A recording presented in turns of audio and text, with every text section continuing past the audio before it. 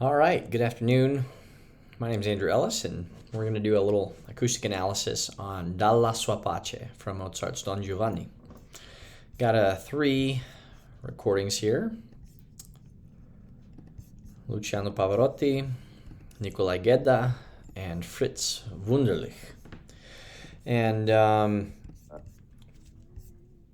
basically we're going to look at this first note and do an analysis of this first note, the A on this D4, Dalla Sua Pace. And we're going to see that each three of these tenors has a different acoustic strategy for how they sing this note. They're all singing the same words. If we listen to the recordings, they're all singing the words. You can understand it just fine, but there's these different coloration shifts. And we're going to see how they do that and then how we might be able to do the same thing. So let's listen to Pavarotti here. This is just this first phrase.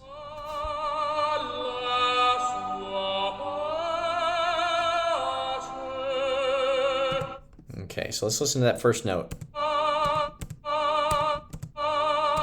If you're like normal people, you're just hearing da, la, it's just oh, it's an right? Let's listen to Gedda and hear a contrast. Dalla sua pace.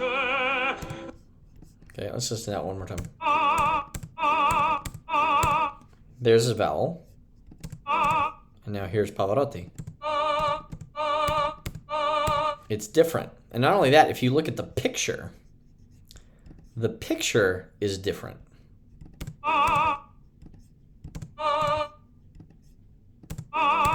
Okay, so hopefully your ears are hearing something different, your eyes are seeing something different. Let's go to our last example of Wunderlich.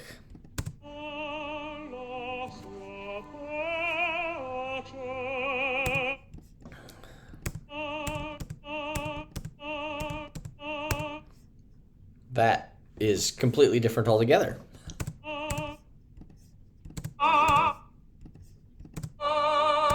So we have three different pictures. We have three different sounds. They're all singing Dalla Sua Pace, but they're using it with different vowel colors. And those vowel colors are not, here's what's kind of interesting, they're not due to intrinsic voice quality or whatnot. All three of these guys were famous lyric tenors. They're all tenors. They all have, they're similar instruments, similar ability to adapt acoustics. They're making different choices about the vowel and the tuning that they're trying to produce. So let's kind of reorder these from, let's say, bright to dark. There's a bright vowel.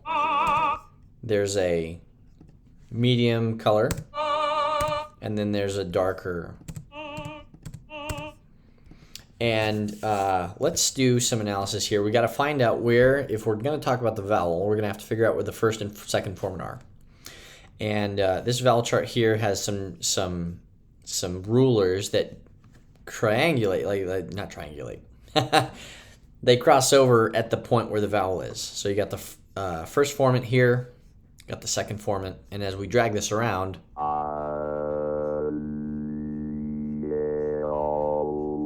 makes a different artificial vowel sound. So if we start with Gedda, well, actually, you know what? I'm going to start with the middle one. This is a little easier. You see these two red lines.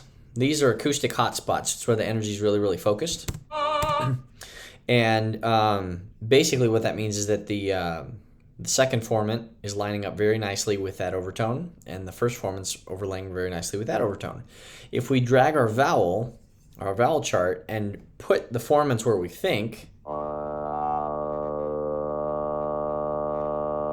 you hear that? Make it more even more clear. Let's add a frequency filter.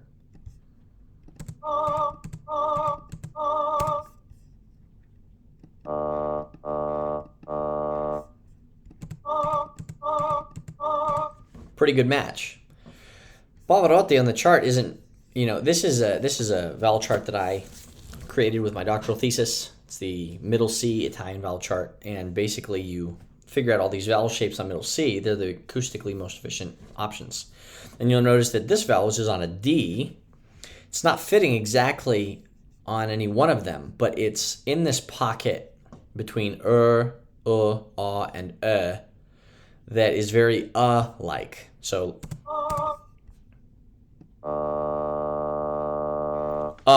He's singing If you had to cue yourself to get this tuning, you would want to sing as in fun, okay?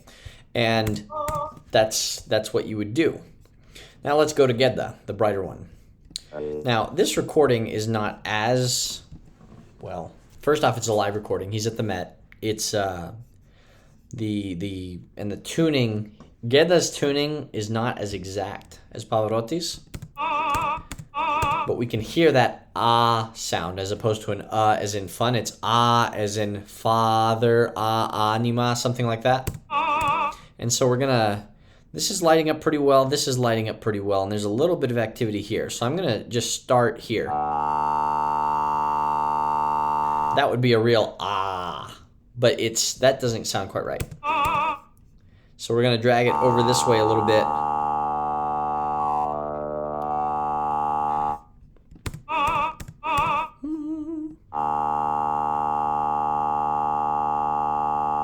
We'll put it right about there.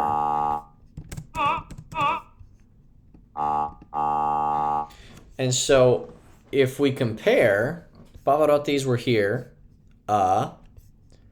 Gedda's were here,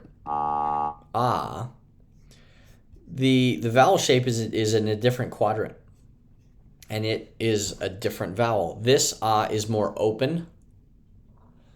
The is more closed. And there's all sorts of different dynamics of what you're going to do with your mouth and your tongue and your jaw and stuff and your mind. The most important thing is the mind. What vowel am I thinking? Because if you think the right vowel and you hear the right vowel, you know, Pavarotti says, hear the sound before you sing the sound. Then let your instrument move. You're going to see certain things happen. So the action of your articulators follows the thought in your head, as long as you don't interfere. So we've got an with Pavarotti here. We've got an with Gedda. You should be hearing it now as we keep going over it. And now we're going to look at Wunderlich. Now Wunderlich is tricky. See how the intensity is not quite as much? And just listen to that first phrase. Now listen to Pavarotti. And then listen to this. Wunderlich is singing softer. If this is not abundantly evident, he's singing softer. There's not as much subglottal pressure. There's not as much chord closure. All of this stuff, like the biological mechanics of it, are just simply not as intense.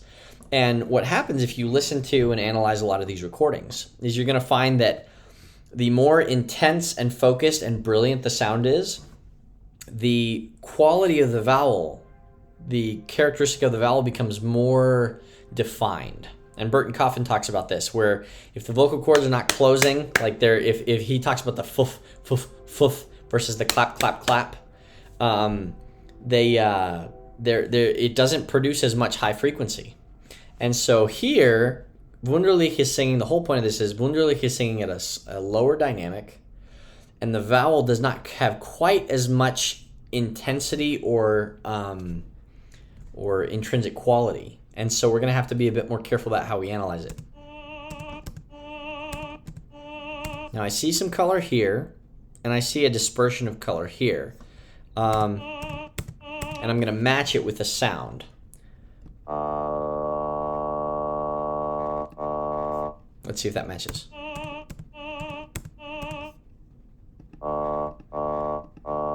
I think that's pretty close.